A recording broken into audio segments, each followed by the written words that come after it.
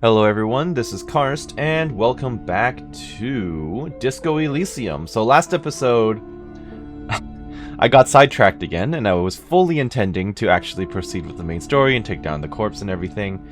But I ended up in an hour-long conversation with one of the NPCs, Miss Messier. So I finally made my way into the bookstore, at least, with the lady who abuses her, she might not think so, but the one who makes her daughter stand out in the cold in order to drum up business. So, doesn't treat her daughter very well. It's very stressful for her and everything. But yeah, so I'm kind of interested to see what's going on in here. Then I'll finish exploring the surrounding area. Maybe talk to the street urchin, I suppose, who's on the balcony near Miss Messier, and then finally, perhaps today, we'll finally get to investigating the body. So let's proceed. Gift books and molten candy. Lovely. The display rack is brimming with worn paperbacks featuring an extremely muscular, sword-wielding barbarian on the cover. Nearly all the titles contain the word Hyundai somewhere. Doorkeep, tell me about the Muscle Man books. Oh, Man from Hyundai. A very popular series of adventure novels. They're awfully immoral and violent books. Why are they so popular? Blood and violence, scantily clad women, epic narratives, all those mystical things he encounters. They're bound to grab those with little imagination and nothing to do. Sounds good. Which one should I start with? What does it matter? They're all the same. However, the customer is always right, they say. She rolls her eyes, then fiddles with her pendant. If you're a novice of the series, I'd recommend Hyundalaman, the man from Hyundal. It's supposed to be a good introduction to the series. Okay, but why would I want to buy the book? That's a lot of money to be throwing away. Then I still need to repay, I still need $130 to repay, Gart, in the hostel. So, look through the display of books. Rows and rows of Hyundalamen blur your vision. You make out some titles. Man from Hyundal and the Mammoth Riders. Man from Hyundal, Return to Hyundal. And the solipsistic Man from Hyundal and the Hyundal Man. Oh dear, how many are there? Maybe 100. Man from Hyundal and the sages at the end of the world. Man from Hyundal and the false god. Man from Hyundal and the scorched earth. Man from Hyundal, the Hyundal colonies. Man from Hyundal and the swamp beast. Man from Hyundal and the snow crabs. How many times are we going to hear Man from Hyundal today? Is that all? Not even close. Oh no! Man from Hyundal in hell. Man from Hyundal and the forest of slaves. Man from Hyundal under the lake. Man from Hyundal, Hyundal burning. There's even The Trial of Death, a pastoral combat game book set in the world of Hyundalaman, and so much more. Oh no. Do any of these books call out to me? 42%? Probably A twinge not. at Oh, the back nice. of your head makes you flinch. Your eye starts twitching. Ow. Your hand reaches toward a book with glossy cover art of the very muscular Man from Hyundal in chains, kneeling in front of a staircase leading to a throne. A woman sits on the throne, leering at the man. She's laughing at him, belittling him. Between the throne and the Hyundalaman lies a bonfire, casting shadows on the wall. The shadow of the woman's headdress looks like a pair of devil horns. The title reads, Man from Hyundal and the Devil Woman. Interesting. The display rack before you is burdened under piles of Man from Hyundal novels. I'm not sure about the significance of these right now, but seeing as I only have about $10, I'm not going to use up all of it on this. At least not right now. Perhaps later. I'm also staring at my morale and thinking, I'm in danger of dying from that. Well, and my health, but... Old sports magazines tucked away in a dark corner. I know I should probably go and take a nap on the bed, but... A small mountain of colorful board game boxes. There are numerous types of games for all ages. A lot of shelf space seems to be taken up by Wirral-related merchandise. I don't know what Wirral is. Storekeep, what board games do you have here? Wonderful board games, sir. The Viticulturist is a classic for sure, or perhaps you'd like Archipelagos of Insulinda, a very educational game for those interested in geography. Okay. Braubritter is a fun game of economic competition, but can get quite intense after a while. We have games for the whole family. You can play with your children. It sounds like Settlers of Catan. Who But are you okay. going to play board games with? Do you have friends or family? Wow, I have children, a family? Uh-oh. It certainly feels like whatever you are will die with you. Oof. So, okay, so the good news is it will warn you before you die from lack of morale or health or something like that, I suppose. It's like, oh, gotta heal right now or else you will game over. Okay, fair. Oh yeah. Kids, friends, chicks, I have all of those. Then you're a lucky man, officer. Children are the greatest of treasures. She fiddles with her pendant, thinking, yeah, but why do you treat yours like crap? For playing with friends, I'd recommend Suzerainty. It's a civilization building game where you build a civilization, then set off to brutally colonize and repress other civilizations. It'll cost 12 real. Fair. I'm gonna ask about the board Wonderful games proud- again. Who are you going to play board games with? Do you have friends? Do I have or family? friends? Look at the lieutenant. I just want to hear his reaction to this. Are you actually friends? Or just colleagues Well, that's thrown a good together question. by circumstance? Then Fair you're enough. For playing with friends, I'd recommend Suzerainty. So what are all these Civilization- Wirral things? Lousy auras there. No, role-playing games are popular among those types. You know, who are into those kind of things. Personally, I don't like it. Not at all. I've heard they turn people into occult enthusiasts. That they have rituals where they try to summon entities. Highly immoral stuff. You can still buy them though. She looks at the table, crossing her arms. So this is basically like how people viewed D&D when it was like kind of a underground thing, huh?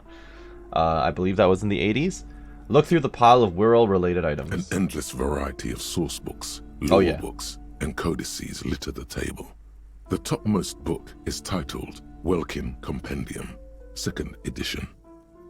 So yes, it's basically D&D, but in Disco There's Elysium. also a large hardbound tome with intricate cover art, The Hunters of Katawak, Boreal Creature Compendium, and a Pick Your Path adventure game book titled Ooh. Tales of Wirral, Cavern of Velkrag. That sounds fun. Books in a board game section? Who wants to read books? Anything that really catches my eye? There's a box that says Wirral, 3rd edition Mega Setting Supplements Module. The side panel notes, a fantastique adventure board game, new maps and miniatures. A sticker on it displays 25 real. That price is steep, but then it's the 3rd edition Mega Setting Supplement, so it makes sense. I'll pass on that. Nonsense for anemic Beano-clads. I do not have anywhere near enough money for this stuff. Okay.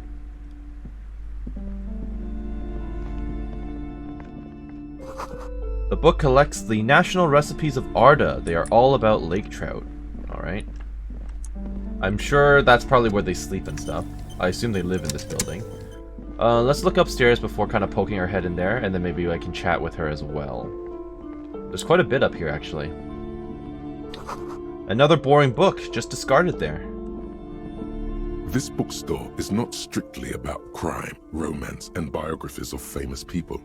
There's also a wide range of paranatural literature. Look through the shelf. Amidst the various books, you find one written by someone named Matthias W. Dundas. It's about wholeness, unity, balance. These 3 things are very important to the working class mind. The point of the book, and many others on this shelf, is to give people medicinal advice in situations where they don't have access to paid health services. How does that work? It serves platitudes, Oh. while also telling everyone that traditional medicine, the kind people don't have access to and which costs more than this book, is garbage and would only give you cancer anyway, without even curing your cold or anything. Wholeness, unity, balance, on the other hand, can basically take care of anything. Though it is important to note, when it's up to your mind to heal yourself, then it's because of your mind that you're ill in the first place. Fair. Does the book say anything else? The book features chapters on topics such as how to find magnesium. It even lists plants you can harvest magnesium from. How to continue drinking if you're an alcoholic who has destroyed his liver. And why does this seem strangely pertinent to my character here? There's even a chapter on the ancient Seraïs tradition of using duck gallbladder preservatives to treat and prevent sexually transmitted diseases. Pre and post factum apply. Nothing worth buying. This is just mundane garbage. What's even paranatural about this? I'll look at that in a moment. Heard about the curse, but I don't believe in curses. Storekeep, what books are here? Sir, please, no browsing in that shelf. That wisdom is not for free. She narrows her eyes. I've already browsed through it, thank goodness. I can't have you end up, like, opening a police store next door and stealing my customers. Oh no. Okay. Inland Empire time. 72%. You sense Come something on. ominous emanating from the shelf, but it lacks form and substance. And soon enough, you lose track of it. Alright, well, I guess I'm not doing that today.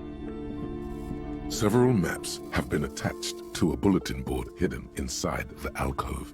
They're held up by small pins. The board has come loose from one corner. The maps look old and faded. Your eye catches a map of Insulinda, a map of Revachol, and a map of Martinez. This could actually be relevant to me, assuming they're accurate. Let's look at the map of Insulind. This large map displays archipelagos. You see a constellation of small dots on the light blue emptiness of the Insulindic Ocean. The largest in the northeast is La Caillou. You are here. Another far away in the southwest, Seminese Islands, Ile de Fantôme. I wonder if we're actually going to visit these locations at some point in the game. So far it seems pretty isolated, but all I've done in the entire game is, thus far, like 4 episodes in, is walk around talking to people, and one person took up an hour. So, I don't know. It could be much broader than I'm thinking, but I thought it was just going to be like this local area at this point. Ozone, what else? Laurentide, Fas Alamir, Archipelagos, North Arcade Islands. All just specks of dust on the vastness of the Insulindic. On the edges of the map, the color fades into a blur of dotted lines, black and white, disintegrating into mathematics. In the northeast, a dust mite stands on the north coast of Caillou, in a bookstore. It's you. Squint first. Can you see cities on the islands? You can. On Caillou, Revachol, a single black star. On Ozone, Fondelier, and Vilmandu. On Archipelagos, Croyan Moran, Villiers. On Seminine, Olduvai, and on Laurentide, Deora of the Seven Seas. Deora. I'm really hoping that they don't expect me to remember all these names, because there is a 0% chance of that happening today. Lost little pearls of light, tiny fires in the dark. 850 million people live on these little dots, an oceanic world of culture and commerce torn apart by history. The ocean breaks apart into a tangle of cosines and azimuths, all pointing into pale nothingness. Windy is the north azimuth. Grad is the northeast azimuth. Samara is the east azimuth. Seo is the west azimuth. Isolas, they're called. Yeah, I'm kind of thinking that, I'm hoping that, like, I'm not going to get, like, pop quizzed on all of this, or at the very least this information will become available to me, because now I've seen this, instead of having to memorize this all. Connections to other worlds, words past the Insulindian, unknown to you. You only know you've never been there. You have little idea what they are. Distant stars, gods, but looking at them makes you feel almost non-existent. Whatever they are, the Isolas are immeasurably large compared to you, and very, very far away. Well, that makes sense. Perhaps they are gods, gods of distance and outer dust. Look at the map of Revachol. The north coast of a verdant island is shattered by the delta of a river. It is the river Esperance. Countless bridges put the shards back together, connecting city blocks to river islands. La Delta says a great artificial heart in the center, teeming with life forms and construction. To the east, rolling hillsides, Le Jardin, Stella Marie, the suburbs of Saint-Baptiste, swallowed up into the megacity. They sound rich to you. This is Revachol East. And west of the river? Houdon, it's somewhere to live. Not bad. Then there's Jamrock. It's bad. People shouldn't live there, but they do. Then Faubourg. It's almost as bad and much larger. Then Coal City. It's the worst. Yeah, I'm hearing this area is not stellar. So, okay. You feel you're just west of Coal City, somewhere above Jamrock and close to Coal City. Yeah, I figured that we were somewhere close to Jamrock because people were referencing them last episode. So we're not in the best part of the country. Let's put it that way. Look at the map of Martinez. It's not really a map. It's a tourist thing. A picture postcard with buildings on it, drawn from an isometric perspective. A date in the upper right corner says 48. Okay. Still, it's detailed. Could be pretty useful for scouting ahead. You see the jagged boxes of an industrial harbor, even the whirling in rags there. Fair enough. Hey, storekeep, can I buy these maps? I'm sorry, officer. The map of Martinez is the only one available. The other two are not for sale anymore. And besides, you could scarcely afford them. Rude. They're quite valuable, though they might not look it. The map of Martinez is 90 cents, though. Why is the one of Martinez so cheap? That old thing. It's an out-of-date map of a tourist location that never was nor came to be. That's fair. Because, what, they were refurbishing the town and then it kind of fell apart anyway? From when some design studio people tried to spruce the place up 4 or 5 years ago.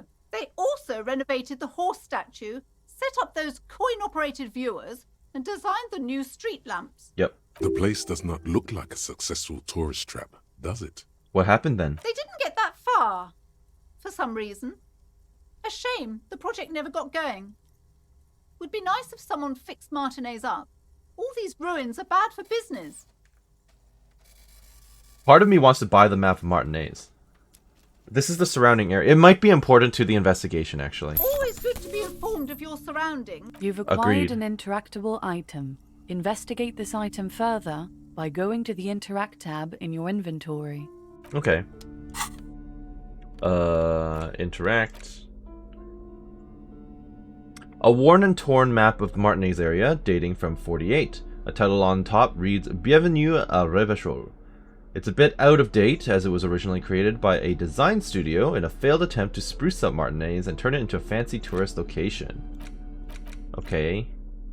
Use the interact button in inventory to inspect the item. The worn map features the patchwork grid of the streets of Martinez, with directions to appropriately touristy locations. Year 48 resides on the upper right corner.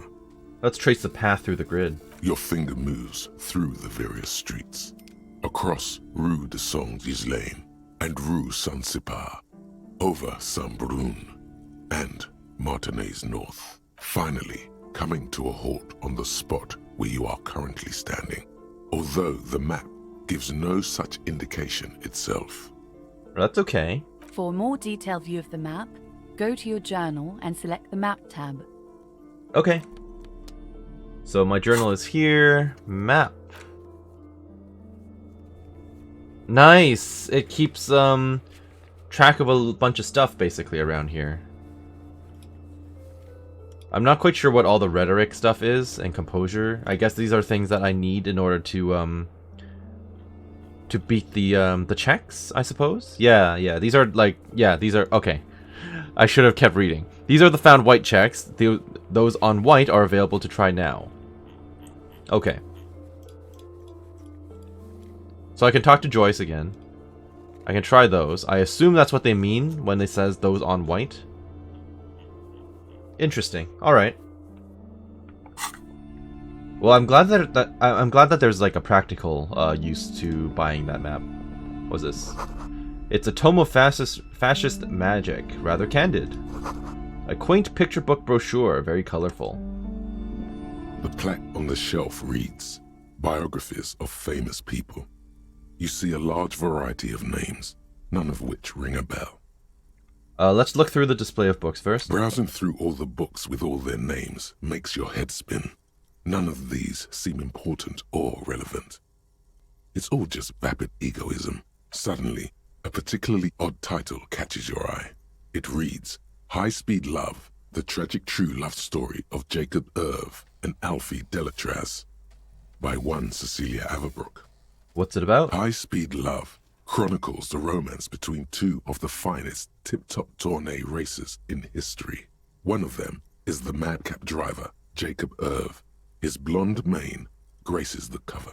Next to Irv's life story, you see a slim biography of an Occidental rock star called the Anti-Star. He's famous for shooting morphine into one of his eyeballs and cocaine into the other. Please do not get inspired by the Anti-Star. Next to that, Good. Revacholian radio personality Guillaume Bevy stands in front of a run-down drug den. He's a permanent fixture on Channel 8, reporting on real-life crime and ruining cops' days. I really must insist you buy one of the books. Reading them is not for free. Do still browse, though, but not too long. You're interrupted by the shopkeeper. She understands she has erred against the customer and immediately corrects course. I'm sorry, I did not mean to rush you. You are browsing. Go ahead. Take your time. Time is commerce. Doorkeep, anything of note in this shelf? I would say... The Greatest Innocence. Yes, most certainly. It's an important educational tool, delving into the depths of history, religion, and their relation to innocentic power. Innocentic power? Who or what is an innocence? A very influential historical figure. But surely I don't have to tell you that. You're a law officer, and law officers have at least some education. You'd imagine, yes. You'd hope. She waves her hand as if casting aside the thought. The book is also very daring. The author aims to re-examine the universal understandings of the innocentic system, creating a fresh vantage point and a shift in the tired order of things. I thought it was about which of these innocences is the coolest and greatest? Perhaps for a layman, deep analysis is necessary to peel back the multi-layered meanings. Do enough. her words seem vague and abstract to you? So you recommend it? Certainly, it's prudent for a person to have at least an elementary understanding of history and society. Imagine the chaos we'd be in otherwise. Fair. You feel like you should get this one. Definitely. It's important somehow. There's something personal inside. Really? That's half my money. Alright. A true cultural touchstone. Enjoy the read. Okay, let's look at it in our inventory. The Greatest Innocence. This dusty tome brings knowledge on the history of innocences. It is written by one... I can't. Joao Paulo Salomao Lopez de Fuego, a Mesque fascist who tries to reach a conclusion on which of the innocences is the coolest in the world. The Greatest Innocence by Joao Paulo Salomao Lopez de Fuego. The book is large and heavy. I feel like I was pretty close with my guess. But I'm glad they read it out for me, and I'm not about to repeat it. Crack open this immense tome. Browsing through the various chapters, you try your best to understand the ceaseless overflow, the sprawl of names, dates, places, events historical. Most of it ends up as a twisted mass of facts inside your brain. Okay. Your educational survey is done. Did you catch any of that? No. Oh well, it's pop quiz time. Let's see what you've learned. This might take a few minutes. You ready? Sure, why not? That's the spirit. Here we go. Question 1. Who was the first innocence? I have no idea. Oh yeah, this is what I was made for. Well, that's so. Alright, go on, give me all the hints you got. Pop quiz is a short examination designed to test your knowledge without any prior warning or announcement. Such exams allow the teacher to assess how thoroughly the students have retained the material at hand. Voila. Now blast that first innocence. I know what a pop quiz is. Thank you very much. Dolores Day. Dolores. Okay, Dolores Day. Incorrect. What? Dolores Day was the innocence of humanism, internationalism, and the welfare state. She codified parliamentary democracy and created modern institutions. Among these, the moral intern, she was powerful and beautiful on all her icons. Her colors are silver, white, and apricot. And when you think her name, Dolores, stomach acid rises to the back of your throat, and it hurts. You see a flash silver, a wreath, an airport bag, and blonde hair. You don't know why. Another choice, perhaps? Is Dolores like the same name as my ex-wife or something? Steer clear of this one. There's something terrible about this one. How so? Oh no! Heal! A strange sensation of loss. When she left the earth, the dust, and the ice, and the humans. That is unimportant to the quiz. Stop thinking about this. Okay, yeah, so I'm just taking morale damage, even though I'm getting warned about it. So maybe I should actually steer clear when they tell me to. Yes, the quiz is impersonal. No need to rouse sensations in yourself at the mention of Dolores Day. Who was the first innocence? It wasn't Dolores Day. The Paracarnassian? Correct. Okay, Nothing great. much is known about him. It's not even clear that he was a he, but Franco Negro presumed as such and called him Pius. He's depicted as a young man with molten gold pouring out of his mouth. All he spoke was gold. It's said he invented God and equality of men before God. He also introduced the gold standard as a way for measuring people's love for Aurum. Okay. As the first innocence, he declared that there should be more of those like him. It is presumed his disciples were the beginning of the Holy Party, the founding party. Question 2. Who was the strongest innocence? Easy. Everybody knows the answer to this. You, me, anybody. Okay, sure, try again. I trust you've got my back. An innocence is the highest category of historical personage in the world. A literal personification of history. Traditionally, an innocence, when anointed, assumes supreme rule over the Occident or the known world in general. At least the parts that matter. So when you say an innocence anointed, is it like an official classification? Is it like the exemplar of a certain trait, like in a time period, in history, something along those lines? Like, is it a recognized term or what? I'm not 100% sure. I would imagine innocence would be capitalized if it was, but the way that they reference it, it's kind of like, maybe it's like sainthood, or like a paragon from like, you know, Orzammar and Dragon Age stuff. Yes, so interesting. But I thought you'd give me the answer to the question. I can do better. Okay, so commonly an innocence does not enforce his or her power through military power. This is seen as unnecessary. The innocence wins because an innocence can't help but win, for their deeds are inevitabilities. Did this help? No. Damn, Dolores.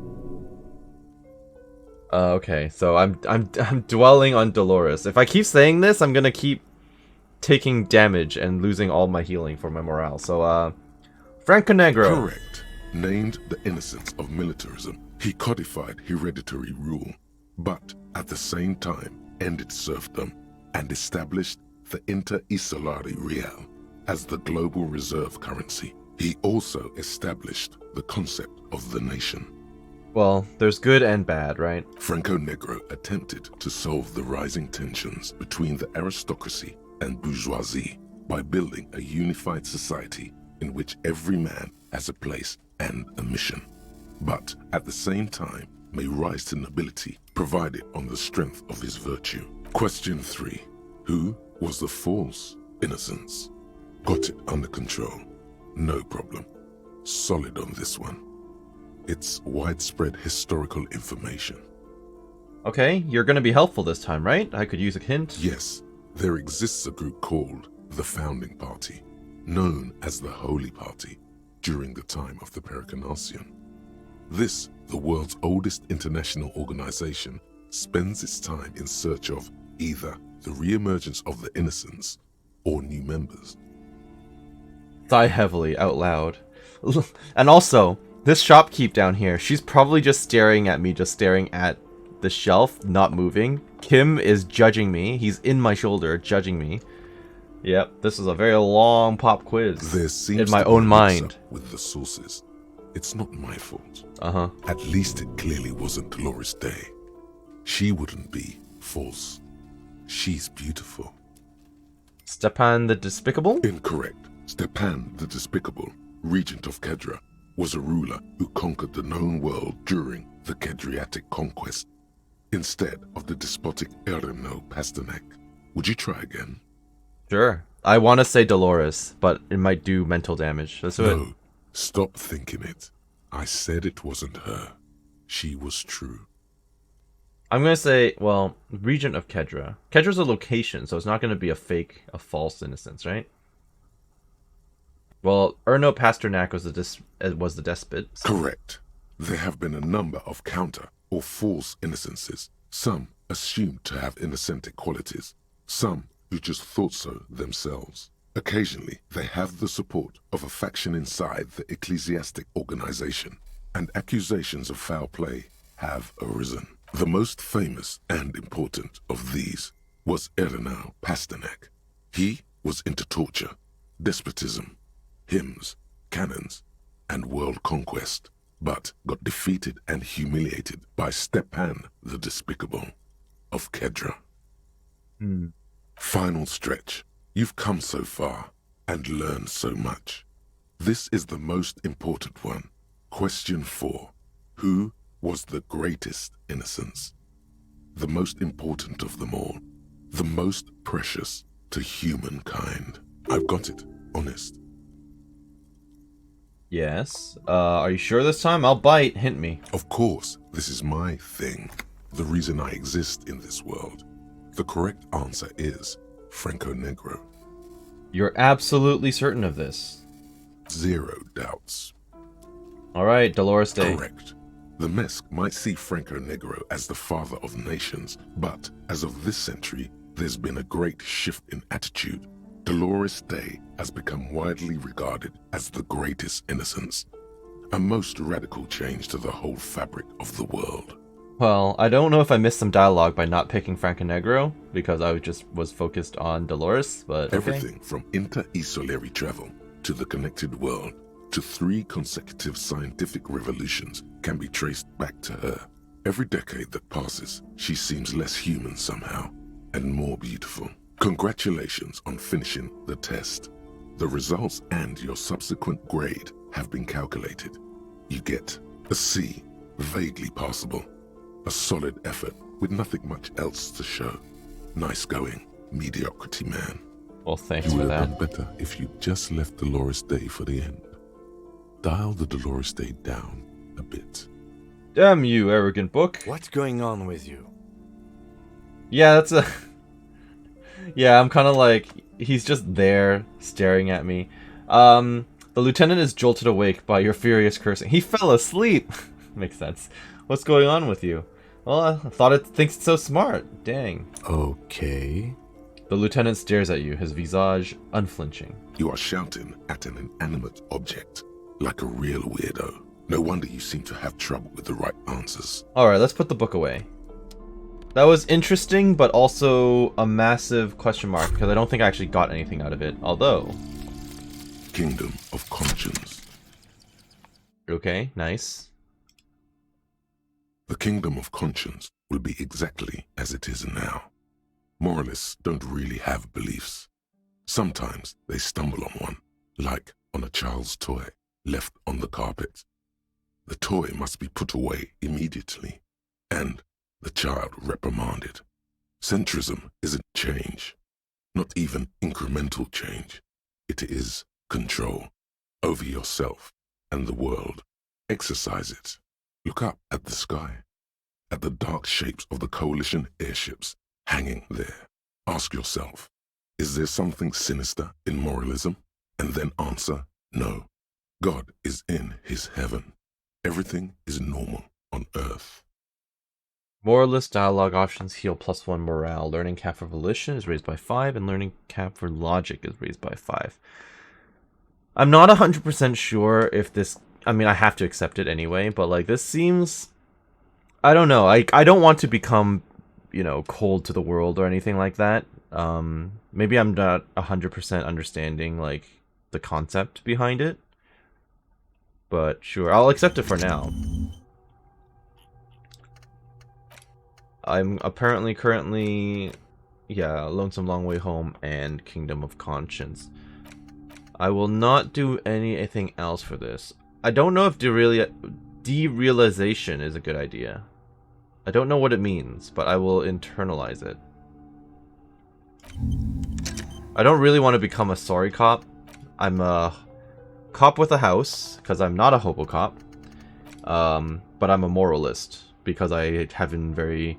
I'm down the middle, currently. I'm on the fence between the two extremes, and I just want balance. As long as it doesn't make me, like, a cold, unfeeling person, and I can still be a nice person, then I'm okay with this. Otherwise, I'll heavily regret this choice.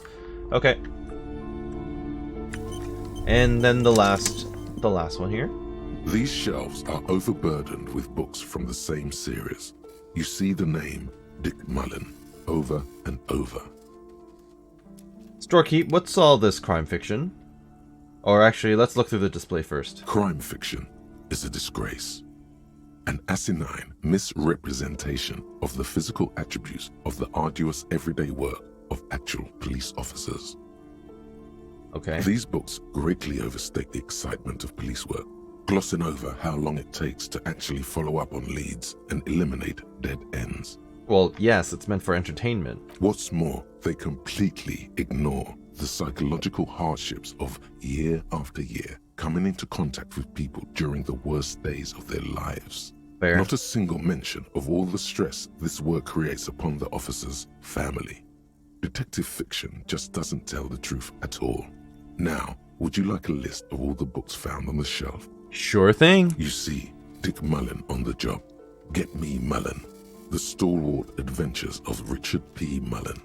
Dick Mullen and the Murder in the Orchard. The Sordid Affair of Dick Mullen.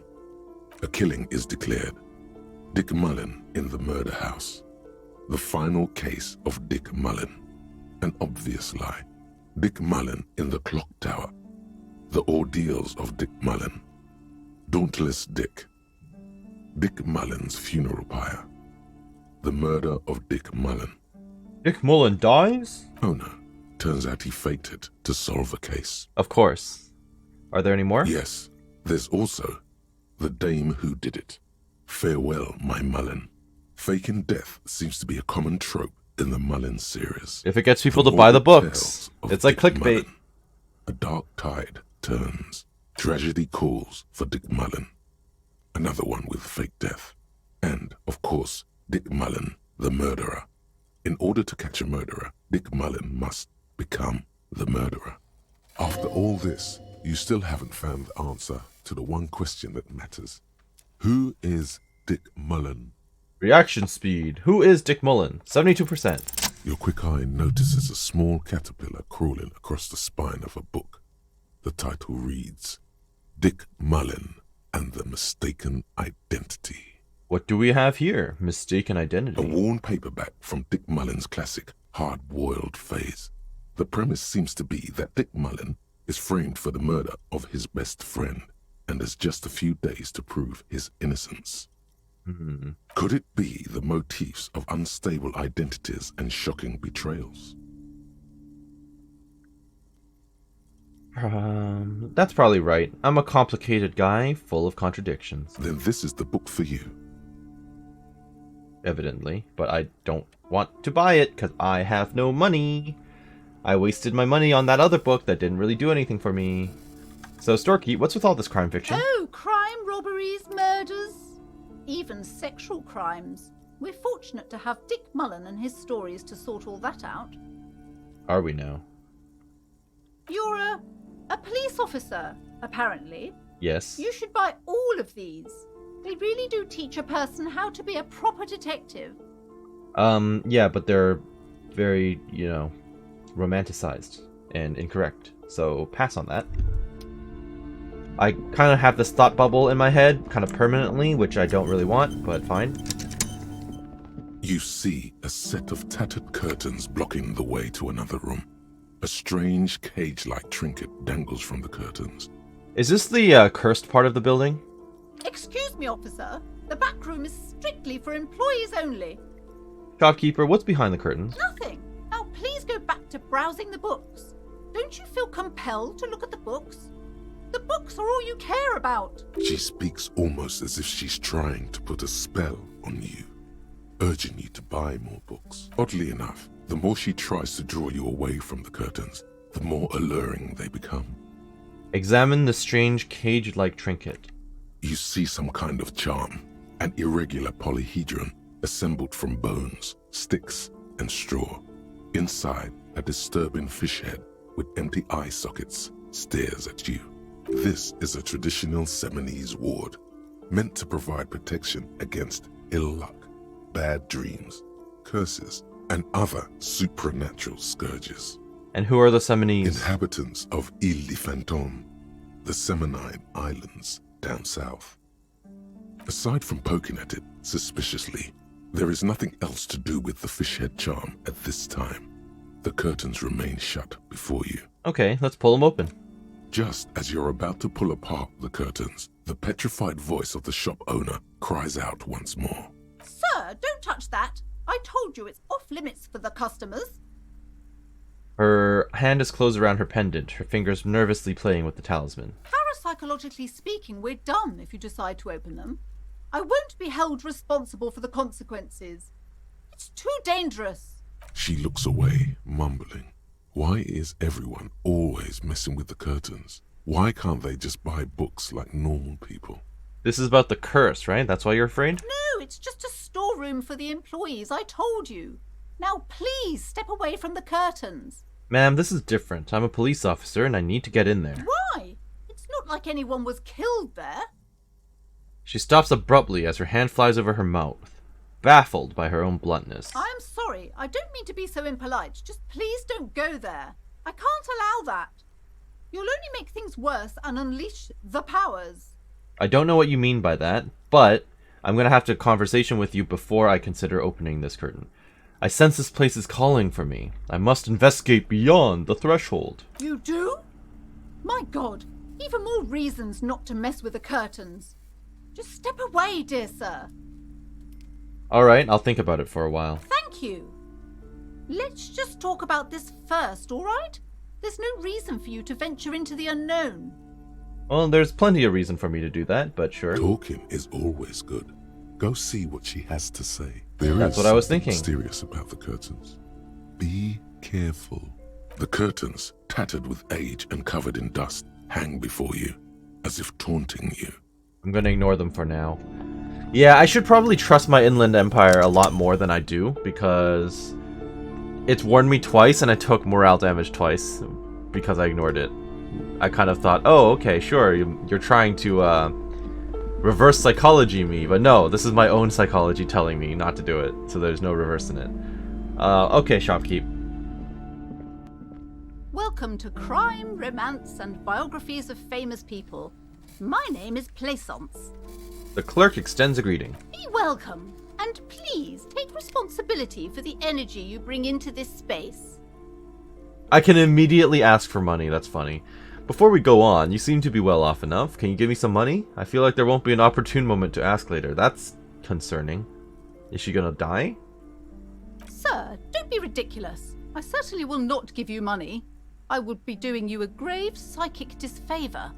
She gives you a disapproving look. One has to earn one's success, even if one is a police officer. Handouts are nothing but manipulation. All they do is make you dependent. Fair enough. Certainly there are good things to be said about dependence.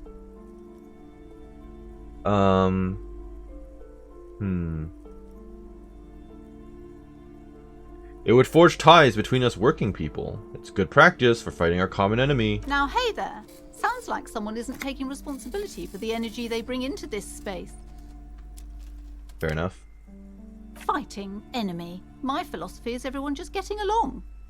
Alright, so you are the owner of the store, yes? I am the proudest owner of our little shop of culture. Oh yes, her voice, high-pitched, sounds familiar. You've talked to her before through the doorbell. She has fine-tuned her voice to find the most welcoming approach for attracting new customers. It doesn't work. What if I want to buy a book? Goodness, you were already doing good, browsing the shelves. Why'd you stop? Don't you feel compelled? Go, go, get back there. The books await you. She fiddles her pendant, then waves her bony fingers directly at you. She is trying to put a spell on us. What type of books do you have? Everything is on the shelves. Take a look yourself. The shelves compel you, don't they? She nudges her glasses. She smiles and nods, seemingly relieved. Again, I do appreciate that there are references to things that we've already done before speaking to her. So she knows I've already browsed the shelves, and I recognize that I've talked to her before on the intercom. Your daughter's the one standing outside the store, right? Annette, yes, my daughter. I hope she wasn't slacking off again with her nose in science fiction. Tell me, was she at her post, doing her job like a proper girl? Yes, of course. Wonderful. Did you talk to her? Yes. Great. On a scale of 1 to 10, how compelled were you to buy books after talking with her? Her opinion of her daughter depends on how well she lured you into the store. I'm not going to grade a human being. I don't do that. Come now, it's not personal. It's about proper sales practices and market research. I expect an answer. I expect you to treat your daughter better. 10, very polite and helpful. My precious, her dedication brings joy to my heart. If you have children, I hope they turn out as great as my Annette.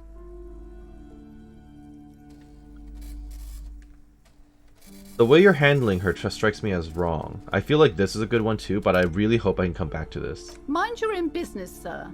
In our society, people don't get to tell each other how to raise their children. It's none of your or anyone's business.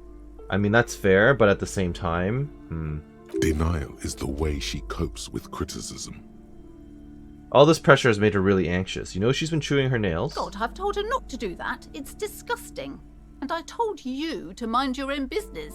Clearly, you have no idea how hard it is to raise a girl in this economy. This economy is a mysterious force, like cosmic weather, mysterious and harsh. I don't think she can do anything about it. She can, if she has enough willpower. This is what's called growing pains. Life isn't easy. Life doesn't give breaks. Come on, ma'am. It's obvious she can't do anything about it. You are placing an unnecessary burden on a young child. What you're doing is wrong. Even I know that, and I usually don't know anything. She stands stiff and severe, silently fuming. 10 or so seconds pass without change. She's looking for one, but there simply aren't any good arguments for being an asshole. Exactly. Oh no. Hold on. I need to invite her inside and apologize. She must be freezing out there. Correct, she is. There. I don't know what to say to you. My husband, he tries to teach me business lessons. I have what my mother called a dull mind. All this stress. She stops, but her mouth keeps moving. It sounds like both the husband and the mother treat her the way she treats Annette. So it's a learned behavior. You're like Annette to your husband and your mother. Oh, well, my mother was horrible, of course. Absolutely perverse energies around that person. But my husband... She shakes her head. My husband is completely different, of course. Is this husband Annette's father? Yes, my husband is a successful entrepreneur east of the river. If only he were more involved in the business we're running up here. No matter. Soon we'll both be off for Grand Couronne. Wait, Grand Couronne? What's It's a that? proper place to live. One of the most peaceful neighbourhoods east of Jamrock. You may know it for its massive housing projects. Most of the buildings are empty at the moment. It's a great opportunity to get ahead of the crowds. Better times ahead for sure. And your husband's also involved with the bookstore? He made the initial investment. Since then, he's been what you might call a silent partner. Are you sure you're not, like, the second family? He's probably got, like, a main family, and you're the backup. Super silent, almost inaudibly so. Is she an only child? Yes, I'm afraid so. A real treat she is. It would be nice if she had... No, we couldn't have afforded more children, really. Not in this economy. A glimmer of sadness blinks through the well-crafted exterior. Why not? We're quite busy people, you know, my husband and I. Quite busy. Children are a lot of work. You don't look like a father, so I don't expect you to understand.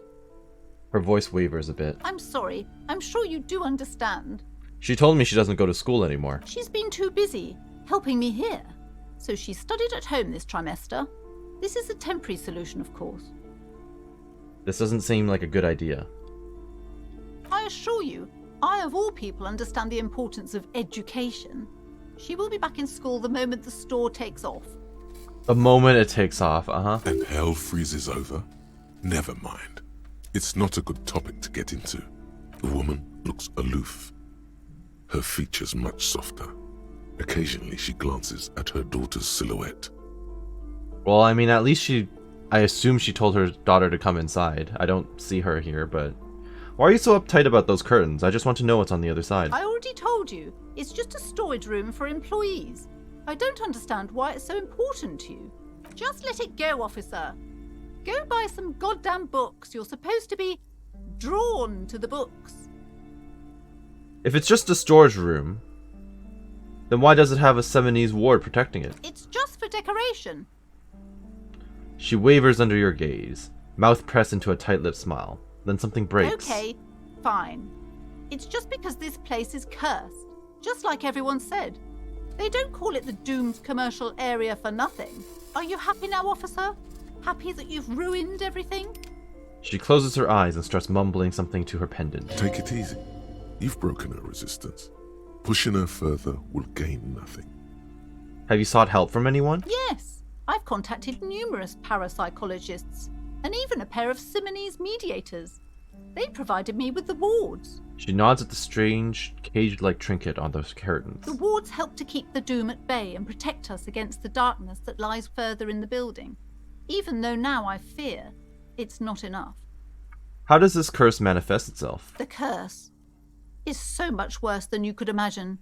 It's a disease, eating at the very foundation. A shiver runs through the woman as she looks around the dimly lit store. It's the curse of financial distress, of ruin and bankruptcy. She peers at the curtains again. Didn't that curtain just move? That's concerning. Annette mentioned that the previous tenants have experienced some financial troubles. It's not just that, officer. We're dealing with something supernatural here. It's the cacodemons feeding off bad business practices and disappointing income statements. There's something wrong with this building, I can tell you. Ever since I arrived, I've sensed an eerie lingering presence, as if I was unwanted here. Sounds familiar. Strange. I feel unwanted too. What does that mean? Truly so? Perhaps the dark energies are leeching off you. You shouldn't stay in the store too long. It may be dangerous. Why didn't you just tell me right away it's the I mean, you don't want to scare away your customers. It's not good to talk about the curse, not in detail. The negativism, it's dangerous. Talking about the void wraiths angers them. Correct. Wow. Void raves. You have new words. Well, I say void, I said correct to void wraiths. I assumed she meant, whatever entity is cursing the place. Such wraiths may prove a formidable enemy. Suit up. Is your pendant part of the wards as well? Point at her necklace. Oh, this? No, it's a special Himian amulet, blessed by desert pygmy shamans, with a spell of compulsion. It's to compel people to buy books. Oh, I see. She holds the pendant in her palm. Its ochre heart glistens under the lights. There are numerous spells cast throughout the store. I had the books anointed with a different inducement spell, for example. It's guaranteed to boost sales 15%. Uh-huh. And how's that going for you? I mean, I did buy a book, but... Desert pygmy shamans. That sounds like a rather questionable way to describe a group of people. Also true. Would you like me to take the case? I could investigate, see if the curse is real. Most certainly not. I don't want anyone who's not familiar with the psychic arts to get involved in this mess. Stay away. Leave the spirits be, so they can return to their slumber. Fair enough. My liege, you know what this case calls for? A para-detective. Ooh, 83%. I gave smartass parenting advice? Really? I helped Annette, though. Convince her to let you investigate the doomed commercial area. Slither up to her, you silver-tongued fiend. Show her what world-class perfidy looks like. Wait, what if I don't want to lie? You're not lying. You're giving her peace of mind. The means are thus justified.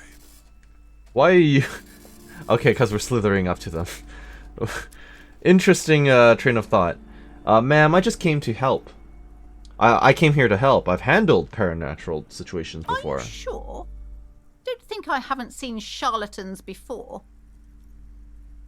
I sensed the psychic emanations from afar. The sleeper beyond calls out. I'm not sure I can trust your claims. Honestly, you look like a bit of a drinker. I'm sorry for being so blunt, but... Hey now, hey. You need the booze to focus, alright? I mean, I haven't drank anything since waking up at the start of the game. The lieutenant keeps his usual stony calm.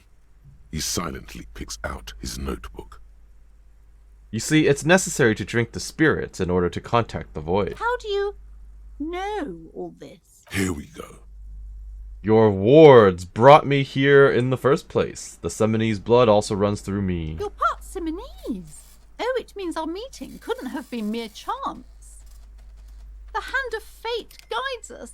But I am not the only one at risk. I have to think of my daughter.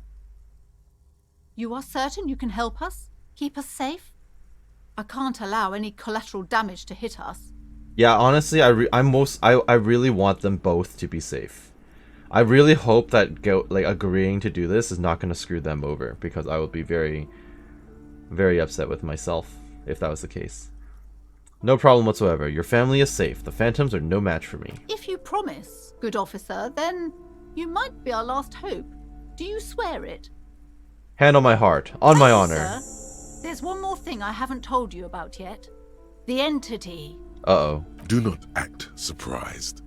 You know of these things, sire. Of course, the entity. Close your eyes, for I have sensed its presence. You have? The entity takes the form of a woman, a witch probably. I've suspected that she must be connected to the curse ever since I first saw her. Did you know that she lives inside the chimney? Chimney, the passage between heaven and hell, of course. Yes, that chimney is part of the building's central furnace, and it's enormous. She has barricaded herself behind some metal security curtains. God knows what she's doing there. Some unnatural magic, I assume. You should go find the entity and ask what happened to all the companies in the building. What is the source of this curse? Here's the key to the warded door behind the curtains. Take it. Oh, and please do return to me after you've looked round. I'm quite anxious to know what she has to say about the curse. What you discover in there. Unbelievable darkness and ruin. What you discover? Probably just some office space. Don't be scared. I had a few more questions about the curse. Okay, but please, only a few questions. Never mind. Farewell for now. Okay, well, I don't know exactly what I just roped myself into, but this seems like a terrible idea, and Kim has something to say to me. He's inside the We shelf. should think about calling it a day, maybe. The nights are still miserably cold this time of year. I haven't paid the cafeteria manager for the damages We yet. should take care of that then. I don't have the money. Let's talk to him anyway. An officer of the RCM shouldn't be sleeping in the street. We'll figure something out. Okay. Though he finds this situation frustrating, he is doing his best to not make you feel any worse than you already do. Thank you for that. I thought you brought the kid inside. I don't see the kid. But I'm going to do as suggested and go back to my room. Oh yeah, she's not out here anymore, which makes sense.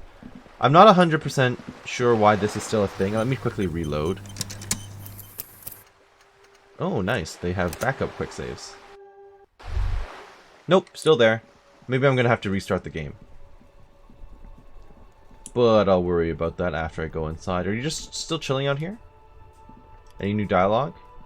Hello again, officer. How are things? What is this screw the police business? Excuse me? She doesn't understand. She's uncomfortable. Maybe you should drop this line of questioning. This street sign says screw the police. Oh, well, I didn't write it there. I'm just sitting here.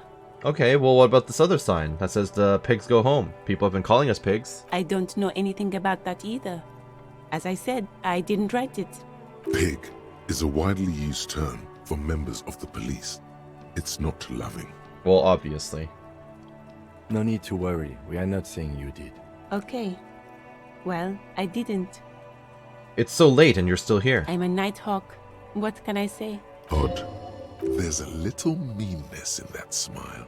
That's concerning. I have to run. Interesting. Are you still working here, Gart? Oh, people are chilling. People enjoying their dinners. Let's quickly restart and see if I can get this thing to go away.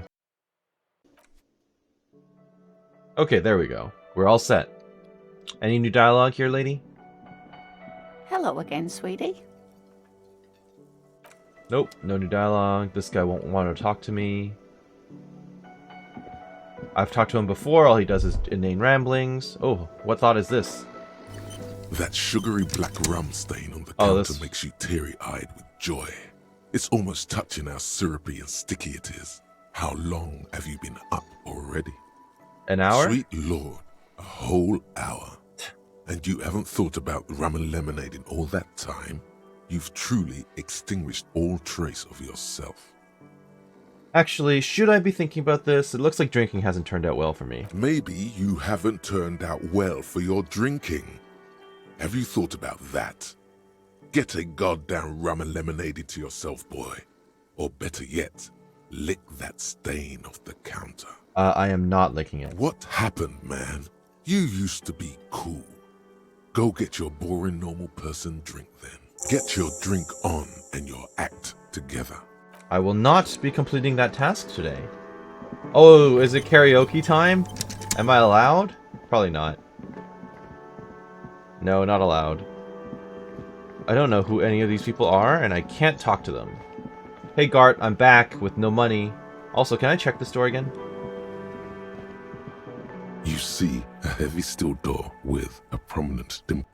I'm surprised I can't pry the door open, considering I'm holding this, you know, crowbar, but sure. Can I help you? So about that money I owe, Yes. Have you got it? I was wondering if we could come to some sort of arrangement tonight. Does that arrangement include you paying me what we already agreed you owe me? It's cold out. I'll freeze to death because I'm losing the stupid money game. Game? Everything is just a game to you, isn't it? Hold on, I still have my key, you know. Good luck trying to use it. He taps his foot against a metal box installed in the back of the counter. All the locks have an electronic component. They have to be unlocked down here with a master key before your guest key will open the lock. This conversation isn't going anywhere, is it? Not until you bring me the money. Okay. I might have something in my motor carriage we can use when you're done here. Oh, Lieutenant, we're done here. Alright, bye. Fair enough. Out to the boat. Or, boat. Out to the car. We tried. One last thing, though. Is the lady up here? I still haven't actually had a real conversation with her yet. Or is she still showering? The door is closed. Still, the lieutenant, he doesn't like it. Alright, fine. She is showering all day. Which is fine. You do you. You're probably all pruny like a grape, but that's, or, you know, like a date, but that's fine. Alright, back to the car then. It's, 10:30 in the evening. Inside, you see a set of steering levers, a radio microphone. I have something here we could sell. Oh. Look in the back, in the suspect transport enclosure. Transport enclosure. Regular people just call it the cage. Look in the suspect transport enclosure. The cage at the back of the motor carriage looks rather uncomfortable. 4 shiny hubcaps are stacked against the seat. Their silver edges sparkle in the dark. I confiscated these 4 a little while back. We can take them to the pawn shop down by the Martinez Canal. What are those things? They are spinner hubcaps, frivolous things you put on your wheels. When the wheels come to a stop, the caps keep on spinning. There's no real use for them, it's just for vanity. A vanity he wouldn't mind. What do you mean you confiscated them? A couple of weeks ago, I stopped a young man for going slower than the speed of traffic. Turns out he was some coalition official's son and high. So you took his spinners? I took them and arrested him for driving under the influence. Look at Kim. Isn't that corruption? I don't know. Is it? I was going to take them into evidence, but they weren't necessary for conviction.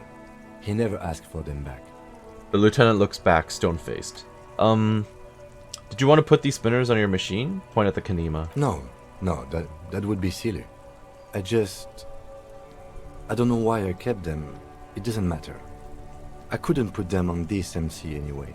A cop with spinners. That would be outrageous.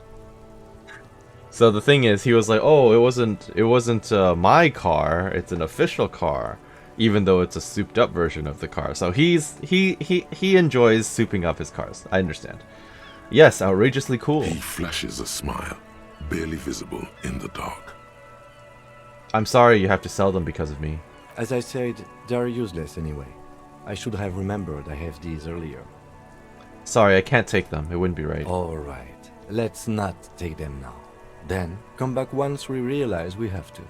Have this conversation again, and then take them. Sounds likely. No. I will sleep on the floor. I do not care. I don't want to do that to him. I could sleep on the bench. The worn and beaten wooden planks of the bench do not look overly comforting. We can sit on benches after we've solved the murder. Let's go. No, I meant I should sleep here in the rain. You can revisit the bench. Alright, I guess I can't. Can I talk to the lady again and beg her to give me money? She has money. I'm sure she has money. Or like, did I level up or something? Can I like boost my ability to beg for money? I guess I can talk to the girl up here too while I'm here. Maybe they'll give me something else, a new avenue to explore. Or maybe she's gone. Maybe she went to bed in her own nice little cabin. No, she's still here. What's that?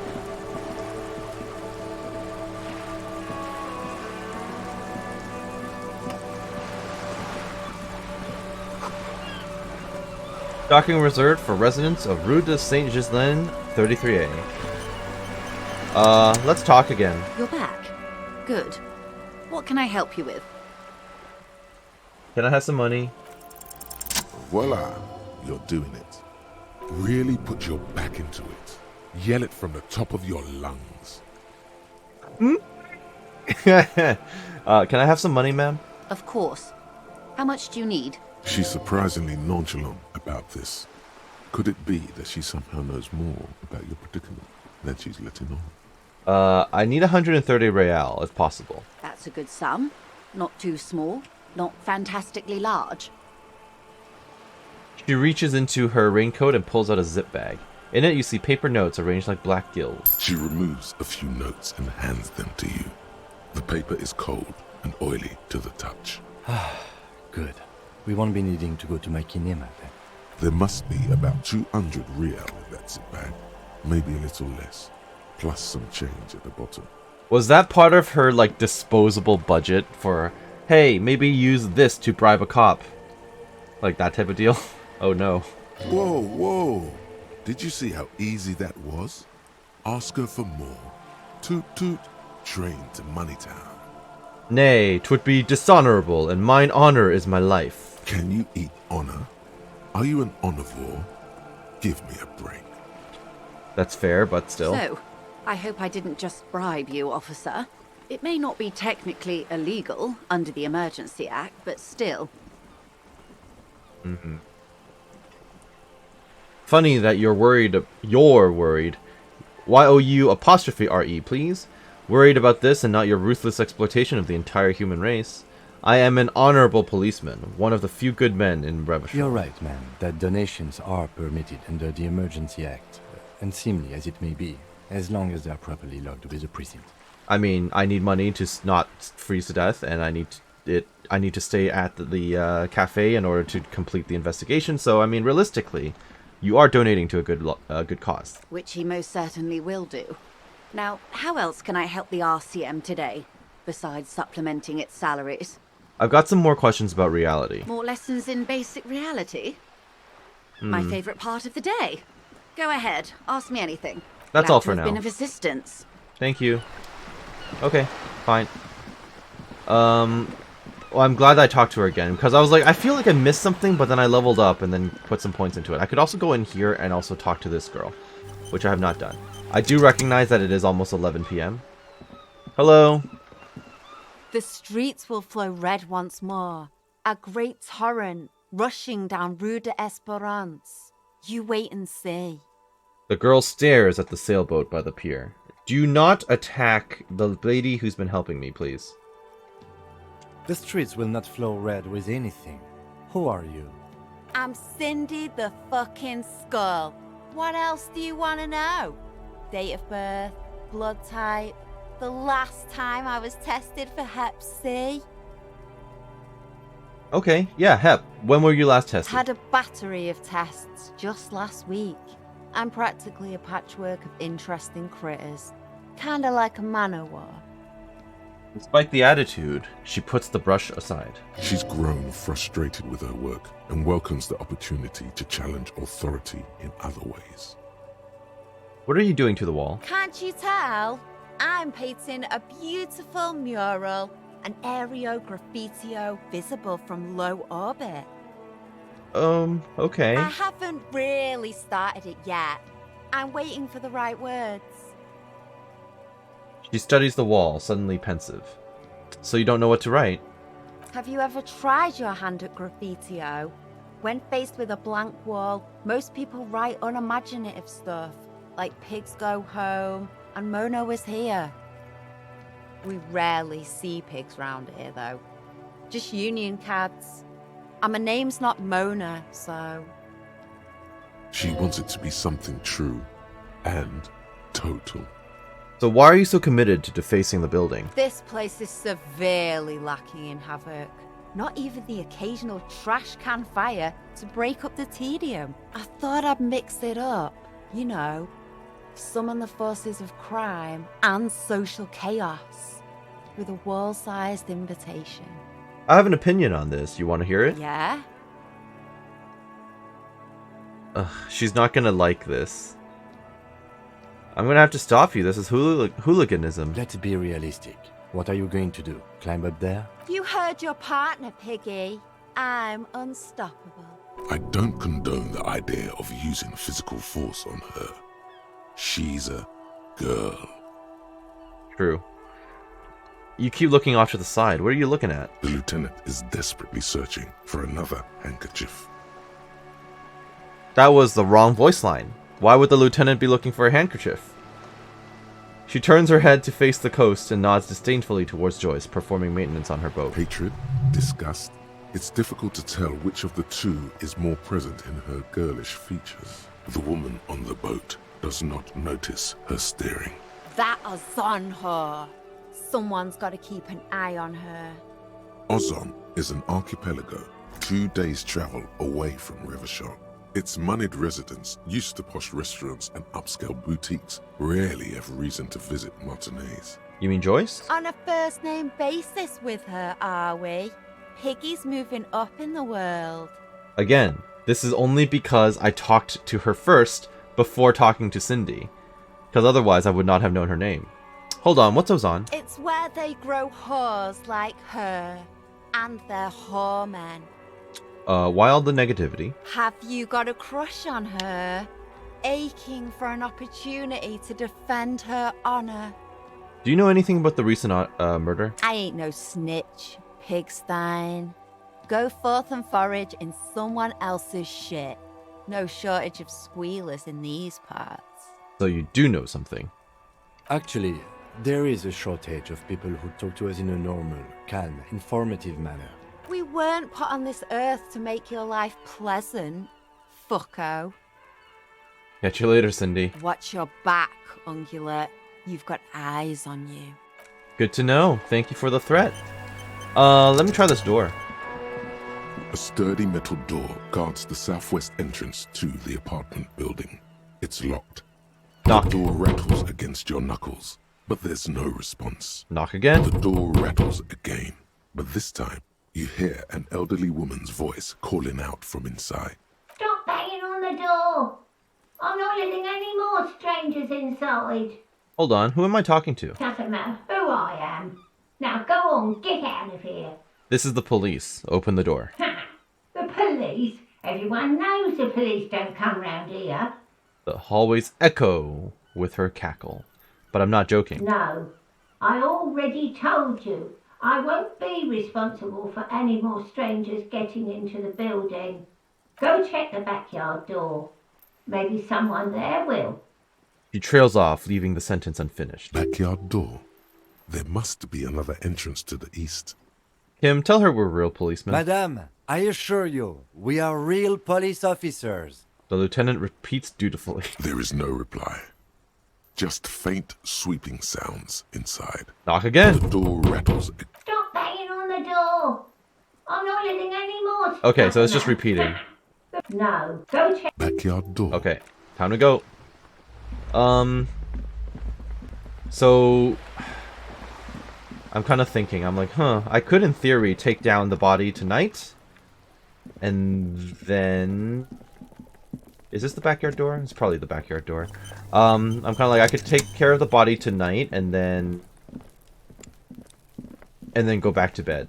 It's almost 11 o'clock. So unfortunately, I do have to kind of call it right there.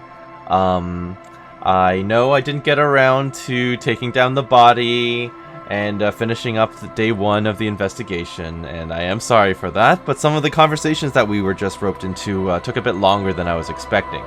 So we will leave the rest of the investigation for next time. I hope that you're excited for it.